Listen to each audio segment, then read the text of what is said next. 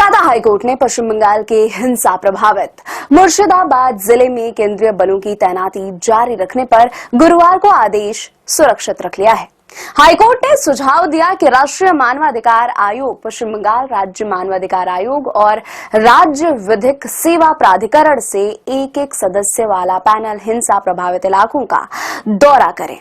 मुर्शिदाबाद में हुई हिंसा के संबंध में कोलकाता उच्च न्यायालय को रिपोर्ट सौंप दी है, जिसमें उसने 8 अप्रैल से 12 अप्रैल के बीच अनियंत्रित भीड़ द्वारा की गई व्यापक हिंसा की घटनाओं का विवरण दिया है। राज्य सरकार ने उक्त रिपोर्ट में कहा है कि पुलिस और प्रशासन के हस्तक्षेप के बाद सूती, धुलियाना, शमशेरगंज और जंगीपुर में स्थित अब स्थिति नियंत्रण में है।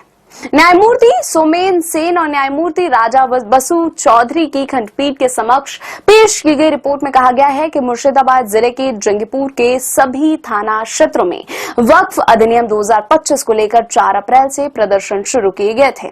इसमें कहा गया है कि शुरुआत में विभिन्न संगठनों द्वारा आयोजित प्रदर्शन शांतिपूर्ण और अहिंसक थे। रिपोर्ट में यह भी कहा गया है कि वक्फ अधिनियम के खिलाफ किए गए प्रदर्शन के दौरान लगभग 4000 से 5000 लोगों ने 8 अप्रैल को उमरपुर में राष्ट्रीय राजमार्ग 12 को अवरुद्ध कर दिया था, जिससे स्थिति अनियंत्रित हो गई थी।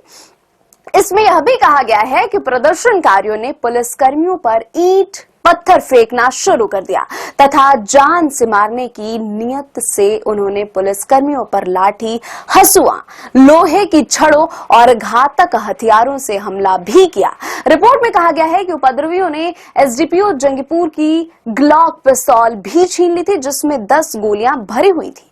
राज्य ने यह भी कहा कि कुछ प्रभावित परिवार पहले ही अपने घरों को लौट चुके हैं। जस्टिस सोमेन सेन और जस्टिस राजा बसु चौधरी की बेंच नेता विपक्ष शुभेंदु अधिकारी की याचिका पर सुनवाई कर रही थी। केंद्र की ओर से पेश हुए वकील ने संवेदनशीलता को देखते हुए मुर्शिदाबाद में सीएपीएफ की तैनाती बढ़ाने की मांग रखी। मीडिया खबरों के मुताबिक बंगाल पुलिस के जाफराबाद में हिंसक प्रदर्शन के दौरान पिता पुत्र की हत्या करने वाले मास्टरमाइंड में से एक को गिरफ्तार कर लिया है। आरोपी इंजामुल हक को बुधवार देर रात जिले के सूती से गिरफ्तार किया गया। एक अन्य याचिकाकर्ता ने हिंसा के कारण विस्थापित हुए लोगों उनके घरों में वापसी के लिए राज्य सरकार द्वारा कदम उठाए जाने का अनुरोध किया।